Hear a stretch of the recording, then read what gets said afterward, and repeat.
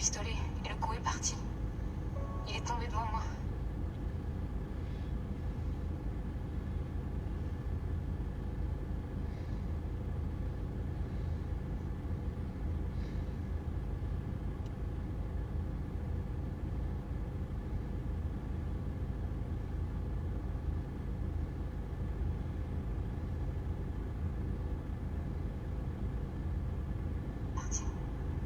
Il est tombé devant moi. Bonsoir.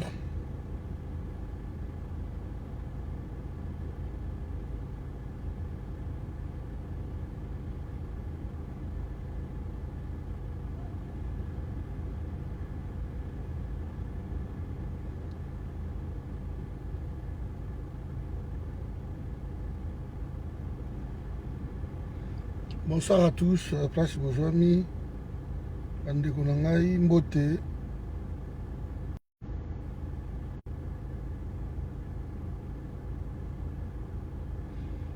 Ouais, bonsoir Nabino, bonsoir.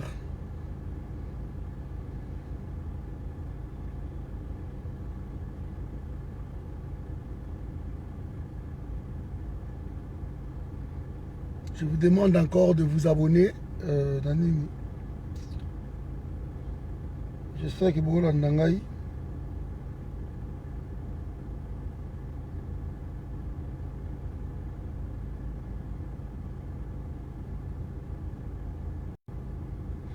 Partagez vidéo, partagez vidéo, merci.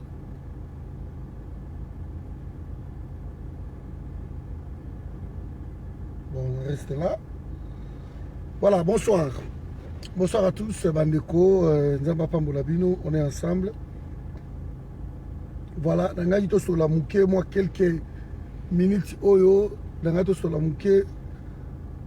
Problème, il y a élection aux Ezoleka dans l'Assemblée nationale. Donc, normalement, Mbosso Kodiampuanga akokaki ko se présenter même pas dans l'élection. Parce que il y a mutu asali intérim. Il fallait y à organiser l'élection pour tous les autres au Bakoya Nassimo. Ah, bonjour, depuis Afrique du Sud, de l'Untela. Bonjour, on est ensemble. Bonjour, Bob Batanangaï, de tous les jours. Amen. Bonjour à tous. Partagez la vidéo, code ça mon groupe. Partagez en haut. Donc, normalement, dans un pays sérieux, il y a volonté, il y a changement. Comme on nous dit qu'il y a changement, changement maintenant, c'est l'union sacrée, tout ça. Mais l'union sacrée, ce qui est dans un changement, donc on a un signe à changement. On ne voit pas de signes de changement, des signes de gens qui veulent changer des choses, qui veulent bouger des choses. On ne le voit pas. On ne le voit pas. Mbosso Kodiampuanga, depuis Mobutu. Depuis Mobutu. Donc, papa wana ba rope maté. Mbosso Kodiampuanga à quel âge? Presque 75 ans. Comme les gens ont l'esprit dans la pyramide renversée. Si vous voulez rajeunir la politique, si vous voulez changer la politique, on ne peut pas avoir Batuloko la Bamboso. Si vous voulez créer votre classe politique, vous n'allez pas créer des classes politiques na Batuloko la Bamboso. C'est pas possible. À l'âge de retraite, Bango Baozo va poster dans le Congo. Les gens qui terminent l'école n'ont rien. des ministres na Congo, des députés, des PDG. Si vous voyez même Bato Mickey, ba jeune baza ya kotanga. Depuis bato wana ba dindama na place wana. Depuis ba vanda na place wana. Ti lelo ils sont là. Ba comme même da ba j'ai à céder bana na bango. Il y a des députés, moi na ya tché na Sénat, a tché moi na na députation provinciale. Ce sont des gens comme ça. Donc il n'y a rien de bon qui sortira de là. Il n'y a rien de bon. Il n'y a rien de bon. Le Congo appartient à tout le monde.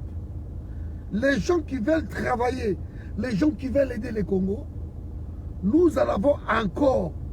Batoya Oyo, Balingi Congo, qui doivent travailler. Ce n'est pas Félix.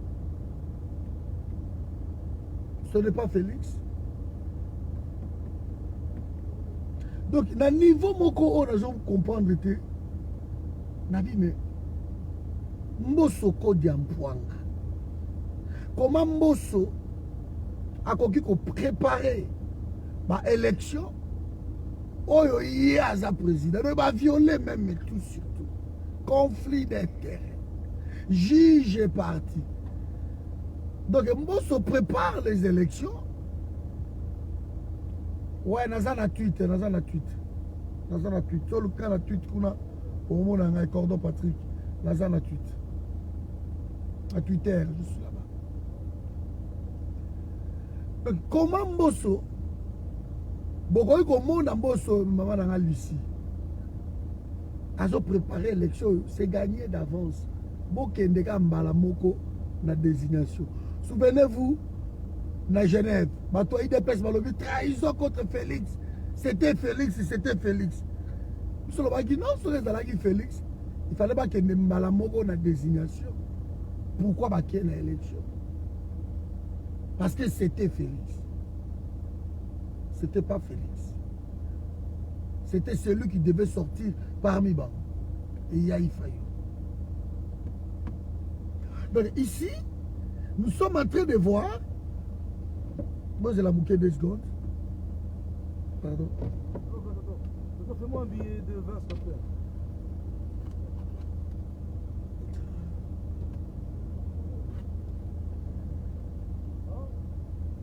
Moi, j'ai un bouquet.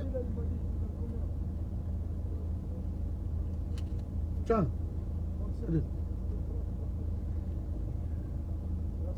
Ah, on est ensemble. Boulimbissé, pardon, vraiment Boulimbissé. Voilà, mes amis. Comment Moussoloko la Mbosso Kodi Mpwanga a préparé l'élection, a préparé Makambunyo surtout. Et comme il joue à candidature, Félix a poni Mbosso. Je vais vous raconter quelque chose. Batia Makele là. Eh mabunda longwa tolingi mabundu te tolingi mabundu te. D'abord ils ont PDG. D'abord ils ont poste. Tango Félix ayaki. Ba poste bokomona ba ko changer na aner Kaleva Longwe pour tout le monde Kachantoine. Deuxième par la Italie. De oh ba ça la même politique d'ensemble. Politique, il y a des tueries, il y a des assassinats. Kaleva Longwe, Kachantoa donc, on change des gens comme ça. Tolongo li mutu tel, mais mutu akoya wana, oh, mais Kabiliste kaka. Kabiliste kaka. Donc, il y a un poste, oh, ba PDG, on change, les mêmes PDG. On les a bougés. Les autres, ne les touchez même pas. Mais tu dois changer au Tchemende. Awa, Tiana Nikotoyo, José Makila Kotoyo. Il est pire. Par exemple, si José Makila n'a même endroit,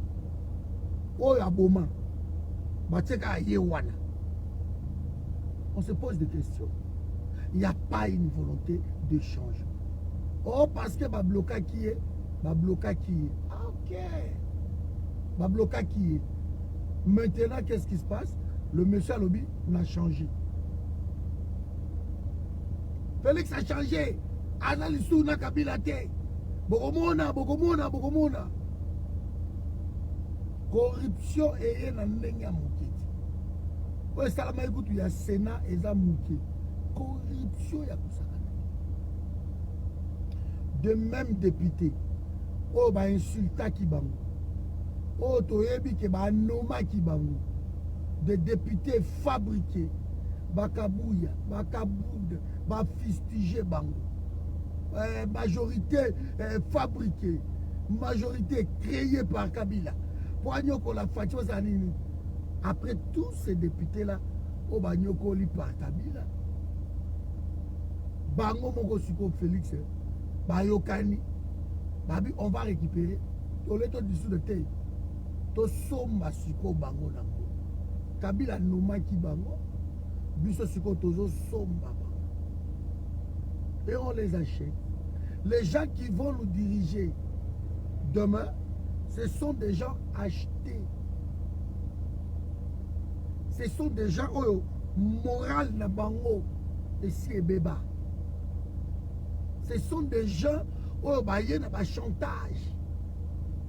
Qui sont qui ont été et qui on les a achetés.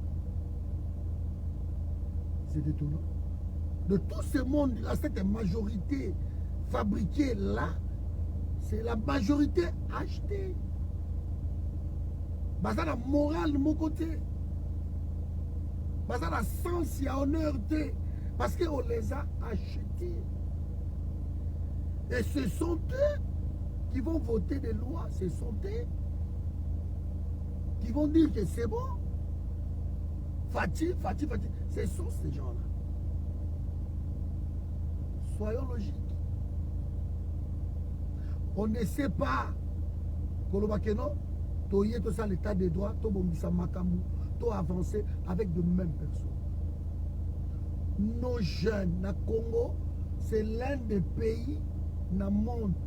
Dans le reportage, c'est le deuxième pays le plus pauvre.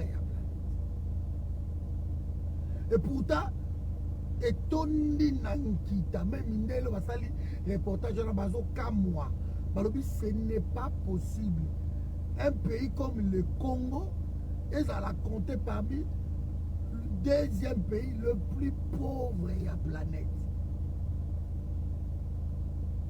Nous sommes Congolais, nous sommes pas vrai.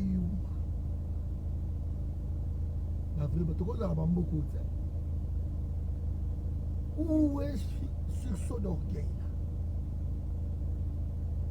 Nous sommes pas vrai. Nous sommes l'autre côté. Deuxième pays, le plus pauvre de la planète. C'est ça le problème. Et maintenant, ces pays-là, ils sont responsables. Comme ici, le deuxième pays le plus pauvre de la planète, ce sont des Mossola. Ce sont des Mende. Lelo chongo akufi chombo chimikibula wantu akufi bato balobi opesa kibiso mai oza technocrate bato regretter pourquoi ba regretter chongo ba chongo ba bato ba encore regretter bango te parce que il fallait tokende na changement sur changement. Aujourd'hui les gens regrettent chongo parce que na époque wana bato bana obela mai. Bonsoir, maman Mireille. À l'époque, on a battu un homme et la maille. Et on dit, bon, c'est bon. Tchongo, Yowana. Les gens prennent Tchongo comme exemple. Alors, ils ont détruit les pays. Ils ont tué les Congos. Mais ce sont des exemples. Parce que maille, ils ont dit. Alors, Baturo, ça va responsable. La condition de commis les lobos où il y a insécurité, comment Pensez même dans les rêves les plus fous. Comment vous pensez que na minute on est dans un pays où il y a 3 milliards de bateaux. Mais pays où on a compté parmi le pays le plus pauvre de la planète. Comment on peut imaginer ça? Qui peut même dire que non, Léopatrie que non? Ah, mais on a l'autre accord que non. Ils ont un diamant, ils ont un coltan, ils ont un cassiterie, ils ont un tout, ils ont un manganèse, ils ont un nzete, ils ont un maïs, ils ont un mbissi, ils ont un fond, le pays qui a tout. Et la richesse, c'est 80% réserve mondiale, 65% réserve mondiale, 90% réserve mondiale, c'est 40% réserve mondiale. Des réserves mondiales, des réserves mondiales, des réserves mondiales. Des réserves mondiales. Mais ce pays-là est compté parmi le deuxième pays le plus pauvre de la planète. Le deuxième pays, Yanzala Koleka, dans le monde, après le Yémen, le deuxième pays, Bissou. De Tchad écoute l'équibus. Togo écoute l'équibus. Congo Brazza écoute l'équibus. Comment expliquer tout ça? Alors, les responsables de tout ça, on va permettre que le peuple wana pendant 20 ans, pas bima libata. Ce sont des mots là.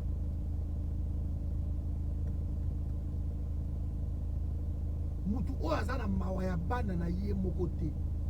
Tuna batu o bavandi na Belgique, ba ebisa yo bana ya papa wana. Il les a tous sacrifiés. Mutu azana mawaya bana na ye mokote. Ba viana zo régner me bana ba beba, ba boma bitumba ba ge papa wana. Dora bana eba yaka bokutani ba senyo mwa chama di ero mani. Papa na ye wana ko. Patrick Mbosso, Elio Mbosso, bana na ye propre papa moko maman. Et où tu te bats à bota na motopo na ye. Il les a sacrifiés. Il les a sacrifiés.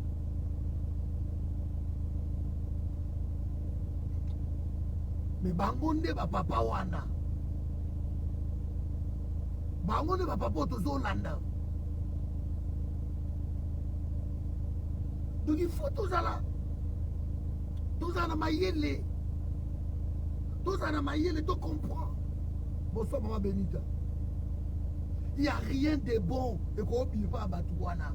Aujourd'hui vous le prenez, vous avez une place aussi importante dans le pays na biso comme ça. Mosoko d'emploi. À son âge, à comment déjà Mukolo, dans niveau Mukolo que on sait dire. Un kabyliste fabriqué de toutes pièces. Wapi. Alors, on a toujours.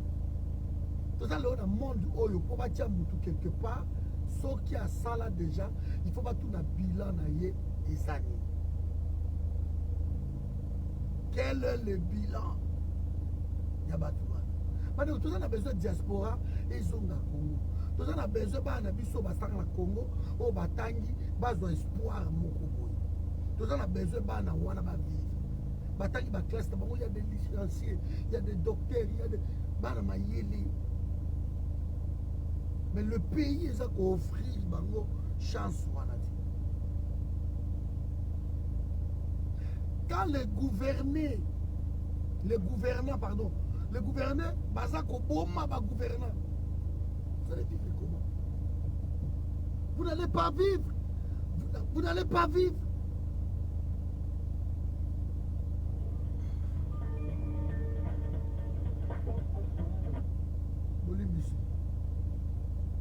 S'il vous plaît. Vous n'allez pas vivre. Quand on continue à sacrifier, à venir, il y a une nation comme ça. Il y a un casting où on a plongé derrière, où on a kanga derrière, où on a bloqué derrière. On ne sait pas vivre.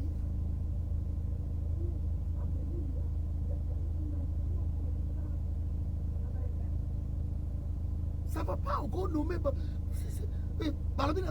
Félix soutient quoi, candidature ya Mbosso. Donc pour naïe Sony, à Kabundu wana, vu l'incompétence de Kabundu. Kabundu n'a jamais un homme d'État.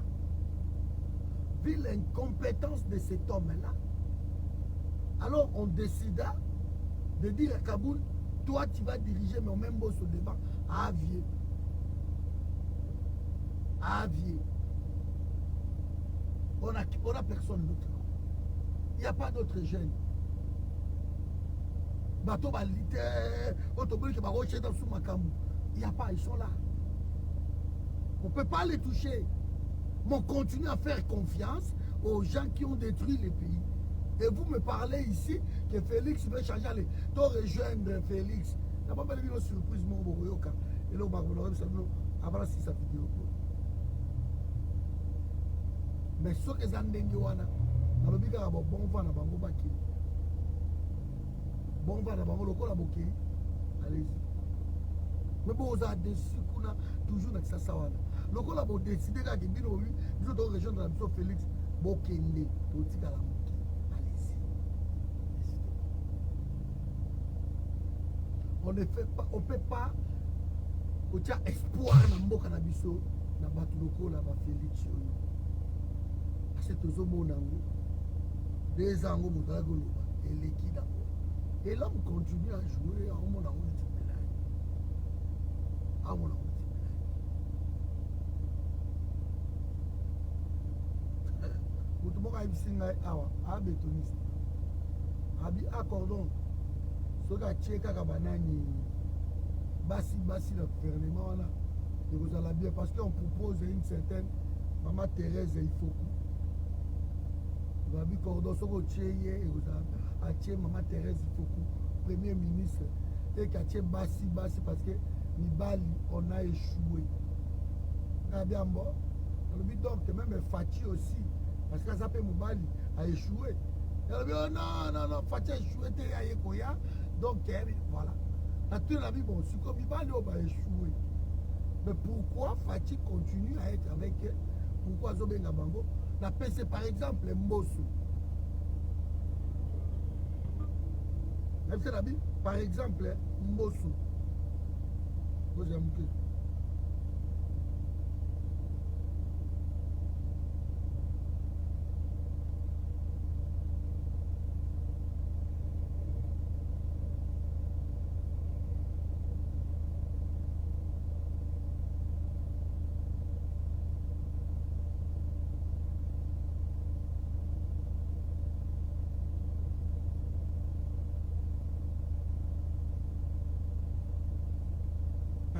Pardon.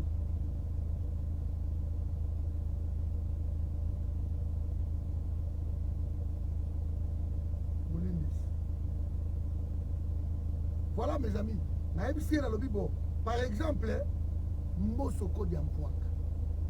C'est quoi le lobby? Parce que vous avez un Mbosso wana. Le lobby, oh rien.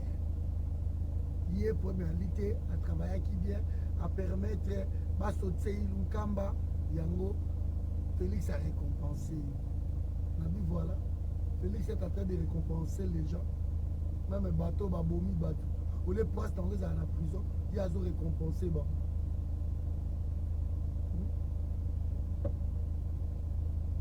Donc le président de l'Assemblée nationale, bon, Matabo Kita. Et vous allez jamais marqué Kabou. Personne d'autre. Mais pour bâtir Kabundu, on a été, ah, Kabundu, allez, mais, Babi vient Mbosso, vous ne voyez pas qu'il y a Kabundu va le manipuler, il n'y aura rien qui va sortir. Et ça, il y a tellement mabé. Encore, papa, mon gars, tout ça, là, na eso qui n'a pas Kabundu a dirigé. Mais Mbosso a organisé une élection, Oyo y est déjà, à ça pour gagner d'avance. À cause qu'on organise à cause de la juge partité, ma conflit intérieur, il ne peut pas faire ça. Parce que celui qui organise c'est Mbosso. Et balobi ma candidature surtout, il y a un kaka c'est tout. Il n'y a pas non. Les aïe unique qui est wana bokini. Donc vous amenez la dictature na temple ya démocratie. Alors là, donc la dictature na temple ya démocratie. Que non mutu musute yé mutauzalawana allez tous moquer simanaï. Et vous parlez de la démocratie, vous parlez de l'état de droit, vous parlez de bêtises comme ça. Il n'y aura rien. Il n'y aura rien. Tout le monde m'a dit peut perdre. Tu remplacer mode peut perdre transtige. Tu remplacer Kaï. FCC, tu remplacer Gaba. Tout le monde l'umkamba. Tu kotia soki bahati soki nani. Toujours bango hein. Bon remplacer la biloka bango. Bolongoli ba généraux, balongoli tango fort. Balongoli John Numbi. Va remplacer na tango fort. Donc c'est comme depuis quoi? Depuis on est en train de vivre toujours ma bêtise joie. Balongoli mututelo. Ah! Balongoli kalebe va remplacer la nani. Balongoli va remplacer. Balongoli oyo va remplacer. Balokaka de même personne. Voilà pourquoi nous ne croyons pas dans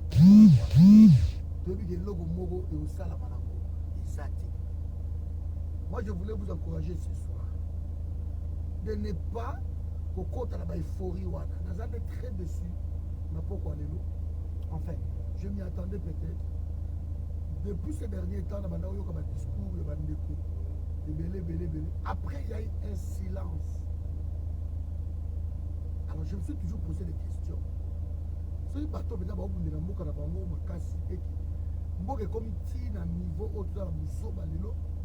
mais ces gens-là vont vendre sous silence. Parce que c'est l'arme de train pour l'instant, c'est ça. Les armes permettent Kabila ça la deal na Félix. Bon négliger Internet. Bon la baloyenga na te bato ko ba non, bon le gars Internet bon sur le terrain. Quand les armes politiques à l'oukuta ba faut fouiller. Mututo a goza sur le terrain. Bilo de bois sur le terrain vous ça déjà. Bon ben ba tuba ya sur le terrain. Bilo vous ça déjà. Parce que c'est fait 2 ans que vous avez sur le terrain. Vous avez changé de taille.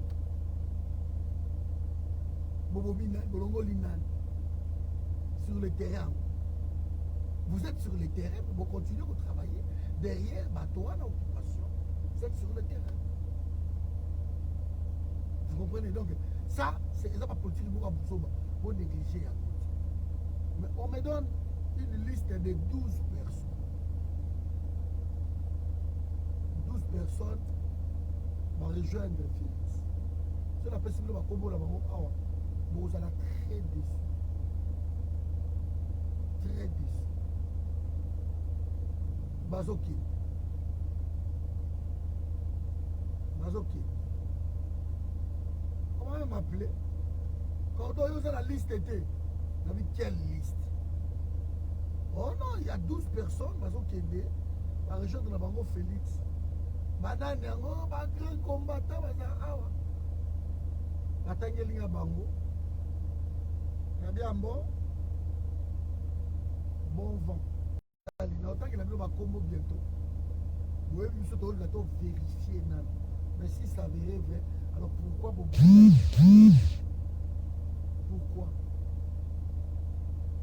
recevoir Nîmes de l'homme rejoindre Félix pourquoi? Non,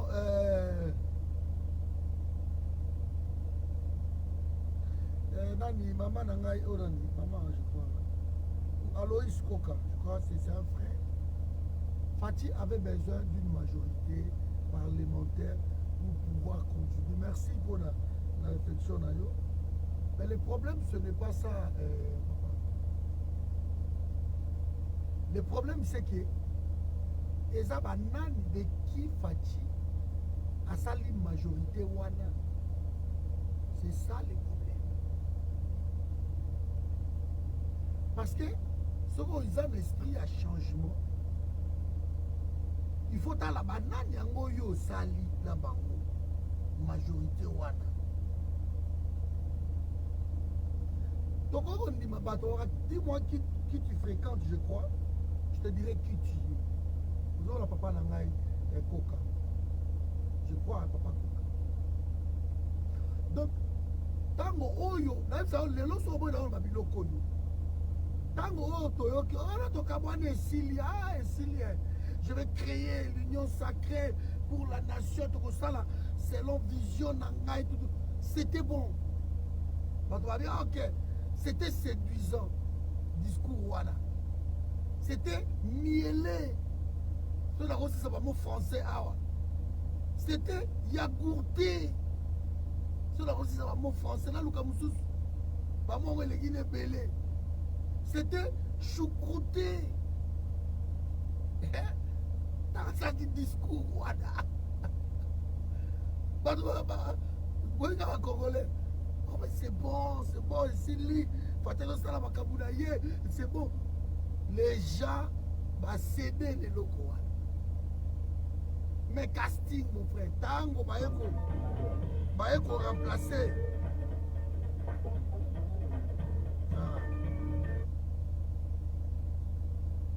Tango, va remplacer.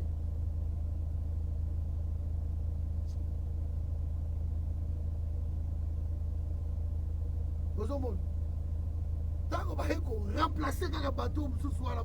Fini. Fini. Il va remplacer le bateau. Ah, il y a un problème. Il y a un problème. Bateau va comprendre Boulouana. On a qui non. Il a aussi battu. Voilà. Mais les fautes de Korbato, ça ne veut rien dire. Si on a un mouton liboma. Pour que nous parlons de Liboma, alors par tout le salini ni papa nangai. Ce bolongoli mabunda, pour que nous tient Mbosso, on se pose des questions. Ce bolongoli lunkamba, pour que nous tient Tamsu Bahati, on se pose des questions. Ce bolongoli John Numbi, pour que nous tient Nanyoyo, Tango Fort, les gens se posent des questions. Alors, les fêtes des amis, il y a que bon, na longoli batu, et c'est ngoyangoana. Esengo yango wana nayoki yango mama na ngai net nayoki baba biloko yango nayebisi bino ke nazo vérifier liste wana nayoki yango nazo vérifier liste wana mais kozala mawa mingi bakende kaka nayoki yango. Donc voilà problème oyo toza nango les amis. Fatih veut changer des choses. Mais on ne peut pas changer des choses avec Batouana. Parce que sur les majoritaires, vous croyez, moi je vais vous dire une chose. Que dans l'Assemblée nationale, le président de l'Assemblée nationale, les gens qui tapent sur Mbao. Jeune ou Mbao. Vous restez dans le canal de Babiloko. D'ailleurs, les assemblées ont une occupation. Mais on va voir jeune. Onzangi, Moïndo Nzangi, dans le cas de Bloko, Atabotier les airs, voilà. Mais vous ne pouvez pas prendre les mêmes personnes qui ont détruit le pays. Aujourd'hui, il y a créé un groupe Morobo. Il y a espoir, il y a peuple. Je vais créer avec deux mêmes personnes. Bon, il y a germe, il y a trahison, il y a germe, il y a corruption. Vous avez la tête depuis Félix Aloba qui non. Au état de droit, mais jusqu'aujourd'hui, on va continuer à Koyiba. Jusqu'aujourd'hui, le PDG continue à voler. C'est que la justice soit là, et c'est l'autre côté. Parce que c'est la douane africaine.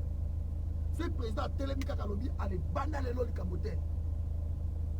Et puis nous continuer comme si de rien n'était. Et puis que va rejoindre à quel 2 jours dans ma cala, et comme dans mon cop, à quel 2 jours, on appelle 30 millions. Mais le qu'on appelle à Congo, tu récupères à millions en actif. On a 2 jours dans ma cala. On a fait une caution, c'est pour cela que vous verrez même jusqu'aujourd'hui, les PDG, les DG, je ne sais pas moi, les secrétaires généraux continuent à voler. Ils continuent à voler. Parce que vous voulez changer. Vous venez avec du neuf. Mais vous mélangez ma neuf fois à la banane. C'est ça, question d'ailleurs. Attendons voir à la majorité. Le problème, ce n'est pas d'avoir la majorité. Ils avaient aussi la majorité parce que c'était la coalition. Vous n'allez pas me dire qu'il y a une coalition. Félix, pourquoi vous savez coalition? Coalition, c'est d'être ensemble. Vous se coaliser. Donc, ils avaient aussi la majorité. Cash et FCC, c'est ça la majorité parlementaire. Mais regardez ce qu'ils ont fait pendant des ans. Mais quand vous reprenez de mêmes personnes là, vous voyez que ça, on a une majorité coton. C'est quoi? Il y a ça les changer nous. Bonsoir Marie-Thérèse. Échanger de l'autre côté. Voilà. Et l'autre côté, c'est le Bayangoana. Donc, en tant que Batou, tu peux analyser Bilokoana. Ne nous tenons pas rigueur, mon frère. Mais nous devons soutenir Félix, allez-y. Liste Wan et Bibi, va passer la liste en jeu de l'art musée. Mais la Bibi va kende pour mes athées. Va kende. C'est l'art musée. Mais allez-y. Vous allez travailler avec qui?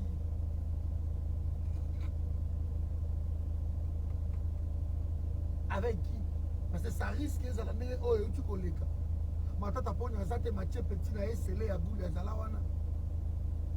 Bocha bazate mais Mathieu Petit na ye wili ba konga azala wana. Tout le monde a un numéro de l'écran. Chadari a la présidence mais Mathieu Petit na ye puis il me confie na secrétaire général à la présidence. Tout le monde a un. Guillaume Manjolo nano yo oh nano yo que tipo nano yo. Ah, là, vous savez qu'on a Raymond Chibandaza, on a été. Mazou Guillaume Mandjola, la coopération internationale. On a vu ça. On va s'attendre, on va tirer battre la bango. À petit, on va traiter la cabinet.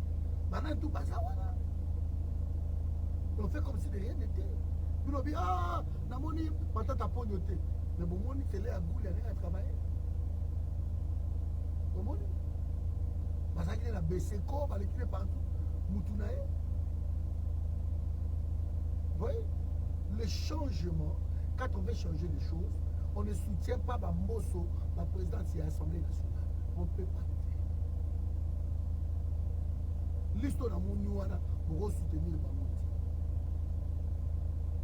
Donc, vous avez la volonté de changer, mais vous avez la volonté de faire la show, de faire la buzz. Vous avez la rallye, il l'ont bon, comme ça, vous avez une honte pour vous. Une honte pour vous. Vous croyez que c'est lui qui va pardonner Félix?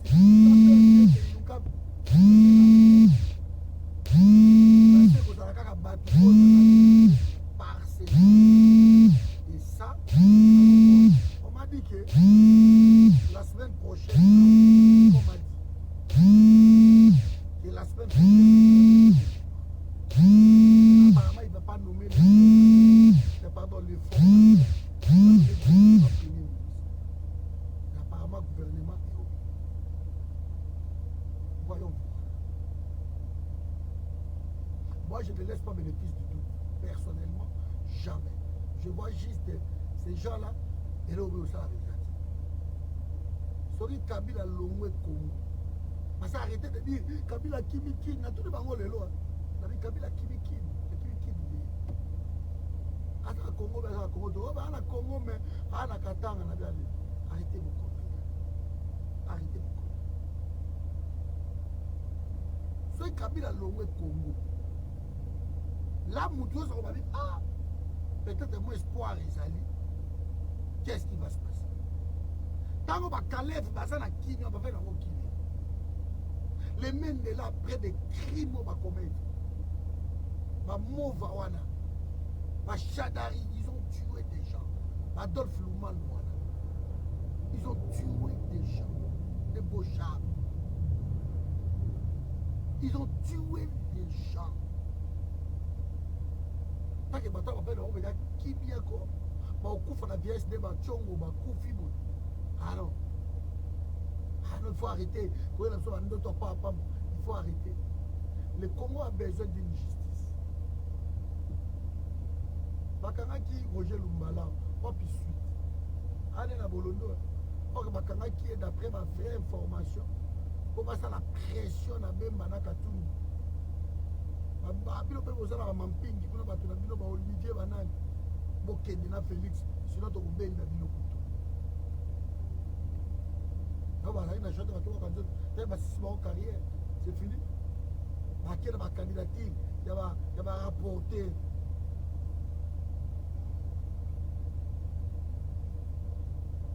voilà mes amis donc natiki bino awa nayebisa bino toujours awa na crédit mingi te moyen tocontinue eza te so eza na ndako tokosola longtemps mais moyen nakende mingimingi ya te toka crédit eza crédit eza abonnement te parce que namei kaka abonnement bavideo ya boye kaka baabonnement nafuta 800 €.